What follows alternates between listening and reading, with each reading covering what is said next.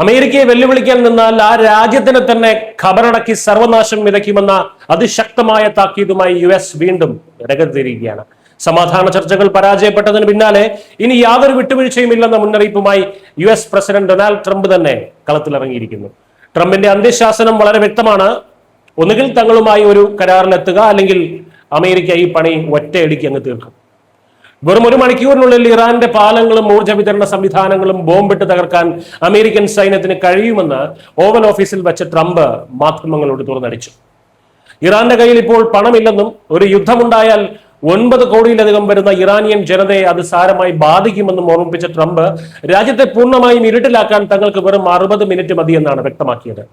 അത് പക്ഷെ ചെയ്യാത്തത് ഇറാനിയൻ ജനതയെ ഓർത്ത് മാത്രമാണെന്നും അദ്ദേഹം വ്യക്തമാക്കുന്നു. അമേരിക്കയുടെ ഈ കടുത്ത ഭീഷണിയുടെ പശ്ചാത്തലം ഇറാനിൽ നടക്കുന്ന ചില പ്രകോപനങ്ങളാണ്.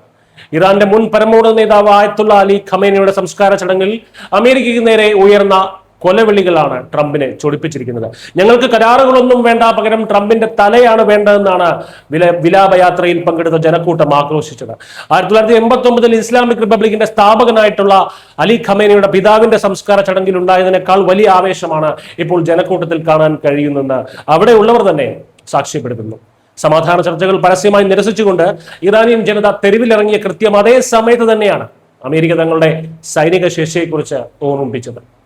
ഒരു വശത്ത് ഇറാന്റെ ജനക്കൂട്ടം തെരുവിലിറങ്ങി ട്രംപിന്റെ തലയ്ക്കായി മുറവിളി കൂട്ടുമ്പോൾ, മറുവശത്ത് വെറും ഒരൊറ്റ മണിക്കൂർ കൊണ്ട് ഒരു രാജ്യത്തെ മുഴുവൻ ശിലായുഗത്തിലേക്ക് അയക്കുമെന്നുള്ള ഭീഷണിയുമായി അമേരിക്കൻ പ്രസിഡന്റാണ് നിൽക്കുന്നത്.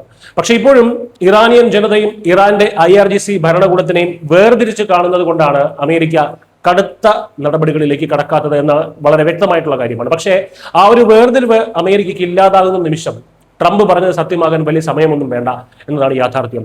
ജപ്പാൻ പോലൊരു രാജ്യത്തിനെ ആണവ ബോംബിട്ട് ചാമ്പലാക്കിയ ചരിത്രമുള്ള രാജ്യമാണ് അമേരിക്ക. അത് മറക്കാൻ പാടില്ല.